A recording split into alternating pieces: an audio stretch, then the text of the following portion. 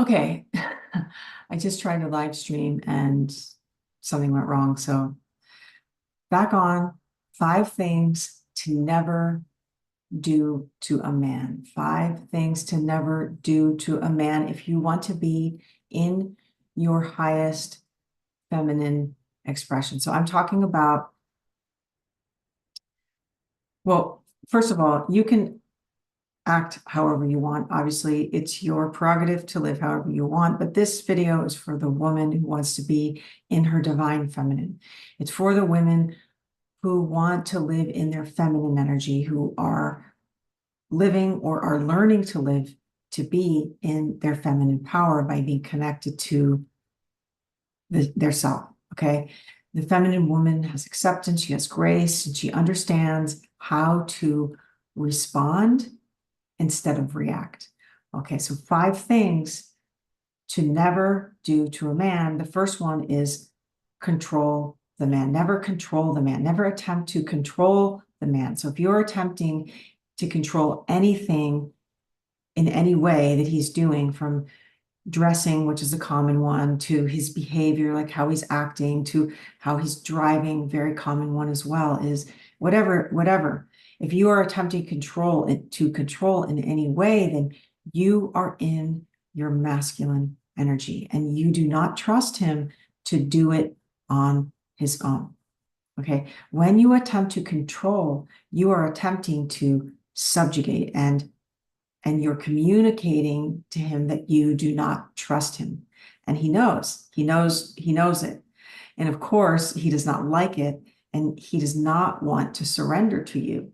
You are emasculating him. You are emasculating the man.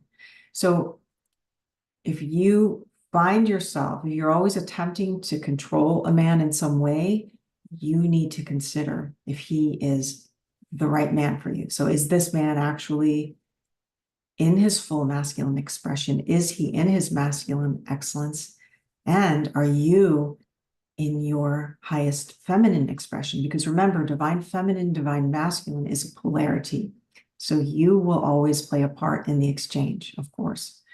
Okay, so 1, never control the man. Now 2, never caretake the man.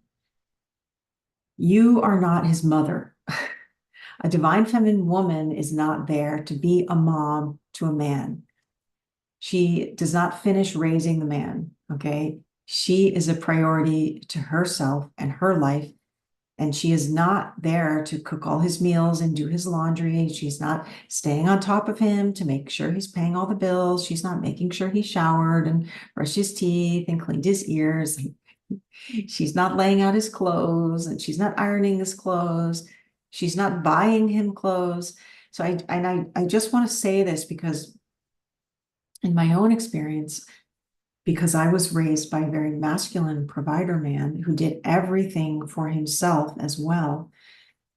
You know, my father was always beautifully dressed in a classic suit, shoes polished, clean, smelling good. And he demonstrated to me a masculine man, what a masculine man was. He did everything for himself. So, or the dry cleaners did it, or he hired a housekeeper or other person to do it because he was busy building a successful career. So such self-respect this man had, and never once do I ever remember asking my mother to do anything, or demanding of my mother for her to do anything, unless she wanted to do it. Okay. So the feminine woman is not on the man about anything. She does not caretake him. He is fully self-reliant. He figures out what needs to be done and he makes it happen. So if you are caretaking, then you are mothering. And same as the first, control, you may be with the wrong man. And you also need to check yourself. So you do need self-love and self-care. Okay. 3, never correct the man. Okay. You are not his grade school teacher. Let the man be the man.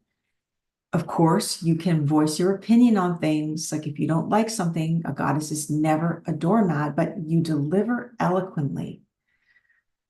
You know, like you're lost the typical one would be like driving together and you're lost. He's driving and you're lost. And you're not correcting him, but you could, there's a way to subtly speak like, oh, I must have been mistaken. I thought it was that direction. And then ignore it, silence, let him figure it out. If he's masculine, he will figure it out. He doesn't need you to do that. All right. So never correct him, never correct the man. And honestly, I cringe when I see women doing these things. I literally cringe. I can't stand it. So, okay, 4, never coach the man. Again, you are not his mother. This is extremely emasculating to a man.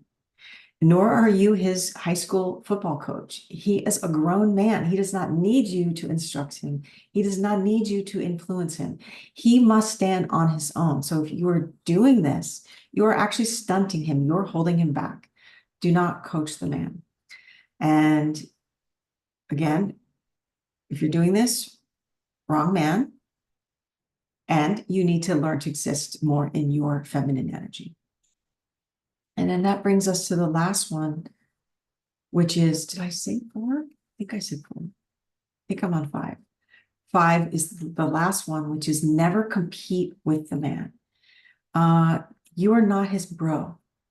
Okay. And in fact, calling a man a bro, which I see a lot of women doing these days, just know that you will always have bro status with that man. He will never truly see you as the feminine woman that he really wants, okay? And you may not realize it, but you are subtly competing with him. That's another one that makes me cringe, is the bro. And anyway, I am not saying you can't have fun. I am not saying like if you're winning a game or something that you can't tease him, you can't rib him, but you need to understand the limit. And a little competition is fun, of course. Being playful is very feminine. Okay, playfulness is an innate part of divine femininity. But the woman who is in her masculine will want to beat him. She'll be so competitive. She'll want to beat him no matter what. And if she is hyper masculine, she'll want him to feel crushed. And then she'll gloat, as if that is a great thing or something. I don't know.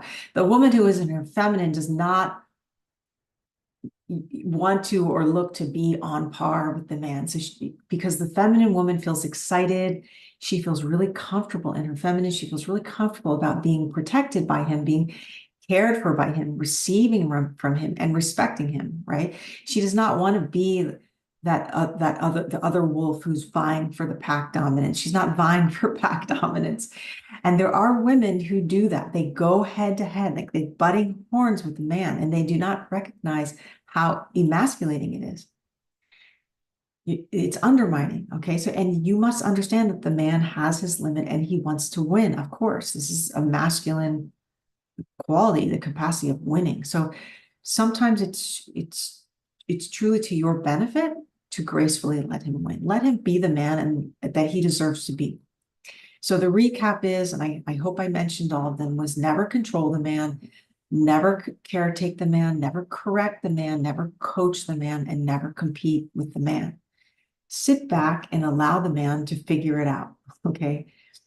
And then, well, the thing that I want to say before I go is he must be a divine masculine man. And so this is why I say he may be the wrong man. And you need to ask yourself, like, is he the idler? Is he the lounger? Is he the underachiever?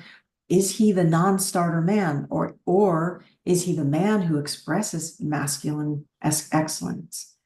If he is expressing his highest masculine self, the divine, the masculine excellence, then you can relax because the divine feminine relaxes so that man can take control of the situation.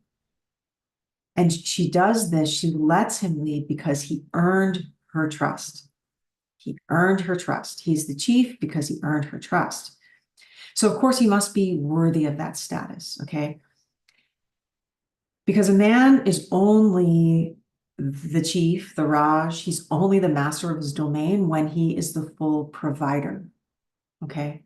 He cannot be in that status. He cannot be the king if he sends the queen out to work for him on his behalf. Okay. He cannot maintain his own kingdom. Like if he cannot maintain on his own kingdom, he will never truly get that status. He will not get the respect from the queen or the subjects or the residents of the kingdom. Okay. Masculine, feminine is a polarity. Each has its great power. Okay, so for women who want to learn more about finding their lost divine feminine, you check out my book. This is one of my books, Goddess, Finding Your Lost Divine Feminine.